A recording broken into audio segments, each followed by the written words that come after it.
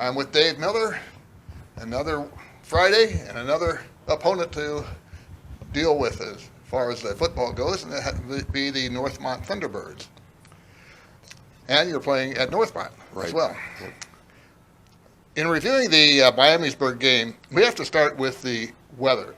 Were you informed of possibly delaying the game or postponing it to Saturday morning? And who makes that decision? Is it schools or the conference? It's school. I mean, primarily, yeah.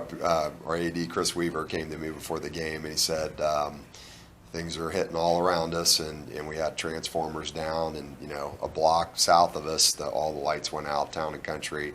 So we knew we were kind of in the crosshair, so to speak. But fortunately, we had kind of a little window here around Roush Stadium, and kept the lights on and everything. We were able to get it done. So I didn't realize how the extent. Coach Schneider said to me before the game, he said, I've done some crazy things in my life, but this might be one of the craziest. And they had to make that bus trip over. So going home, looking at all the lights out and all the trees down and everything, that was crazy. So, but we were fortunate to get it in. Were those the worst conditions as a head coach your team has ever played in? And how did it, if at all, affect play calling, considering the winds were gusting at over 50 miles an hour? I mean, we've played in some bad weather. I can remember one in particular where I did not prepare well up in Ansonia when I was coaching, I think, at Twin Valley South at that point, and it was miserable, and I could not wait to get the game over with. But that was pretty bad. That was right up there. I mean, with the winds, and yeah, I mean the play calling.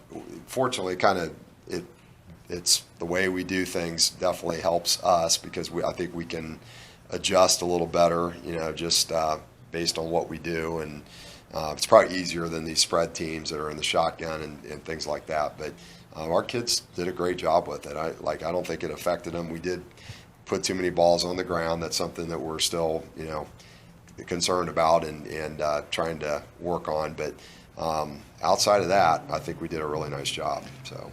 I know that our two fellows, Dennis Shaw and Aaron Prim, who were calling the game, said they thought that this weather was probably more suited to Fairmont than it was to Miamisburg, and they thought maybe you were probably the only team in Ohio that could play in this weather. I don't know about the only one, but it definitely suited us better. Coach Schneider, their offense, they're so multiple in the things that they do that definitely affected them, negatively. So, but yeah, it's another reason we do what we do. We talked about it before the game with our guys, and I think it confirmed that we can do it in all kind of weather, supposedly. So far, no penalties and one turnover in those conditions. How pleased were you with that? It was pretty good. We did have the one penalty on the extra point that moved us back 5. Had a high snap. Brett Hilty did a nice job getting it down. He's been solid as our holder, all year. But then we did put 3 balls on the ground, and we were fortunate to get those back. But we did give away the one, and like I said, that's a point of emphasis. But yeah, you take those away, and a couple other plays, we played pretty well. Logan Doty got half of the total carries. What did you like about his game, and were his 22 carries planned going in? We never really planned that. Again, the weather conditions kind of dictated a little more when we game planned. We had some other things in mind, but it became really quickly a fullback kind of quarterback night. Just keeping things close to the vest, I guess. But Logan's done a great job. He played mostly tailback last year.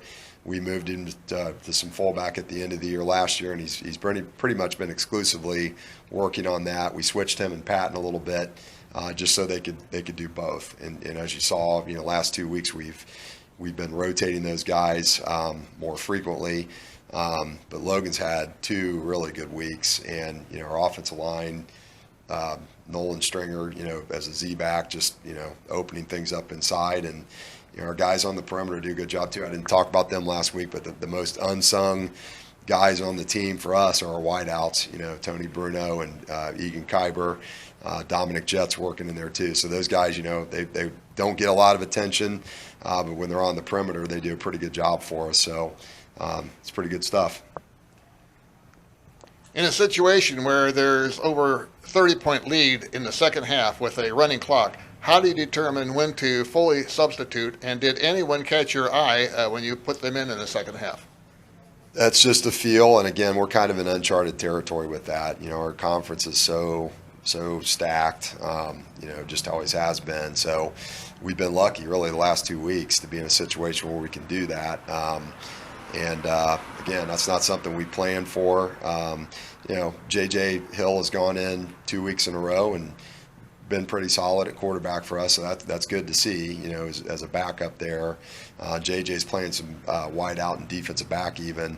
As far as catching our eye going in and being able to run our offense and not really miss too much, that's a good thing for both this year and for the future. So, and there's others, I'm sure. We got some young guys in there, and that was good. A.J. Culbertson, he's another one of these guys that just a team first guy that went in for Stringer at Z-back and did a pretty effective job too. So from the offensive end, there were some defense guys rotating in there too, and all good when you can get that going for experience. All right, now it's on to 2 and 4 Northmont. How do you prepare for two quarterbacks in Lupton and Staggs, and what are the differences that you see in them? Well, they're both really good. Lupton, the senior, has been playing more. Last week they played, the junior a little more. I think he's more of a pure quarterback, has the ability to throw and run. Lupton, I think, was a wideout and really good. I'm impressed with Grant. Oh, he's really good. He was one of the top rushers in the league last year, and so far I think he's at the very top. I think Logan's up there just with the amount of carries that he gets, and like I said, the last couple of weeks have been great for him. But and then the kid from Springboro, all those guys are good. But he's outstanding. He's the real deal. So he's going to be tough to spot or stop. Their offense, and they always have talent. We just have to, make them earn it. That's kind of our MO, and we can't give up big plays. I know Coach Mack has some things already for our defense today, and the tape was labeled big plays from Northmont. So we're keenly aware of that, and we have to do a good job of stopping that, taking that away from them, which is easier said than done. All right, Coach, that's all I have for you for this week, but I want to wish you good luck on Friday night. Well, thank you. Appreciate it.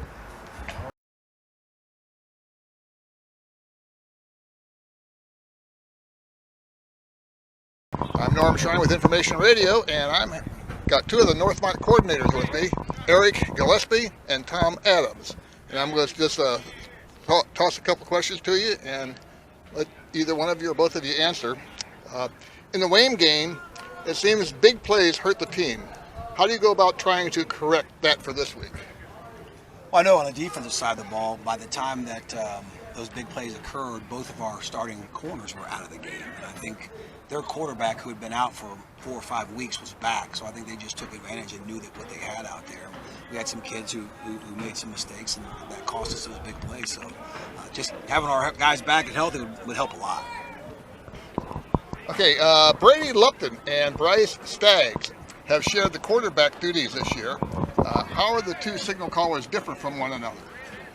Well, Bryce is more of a pure passing quarterback.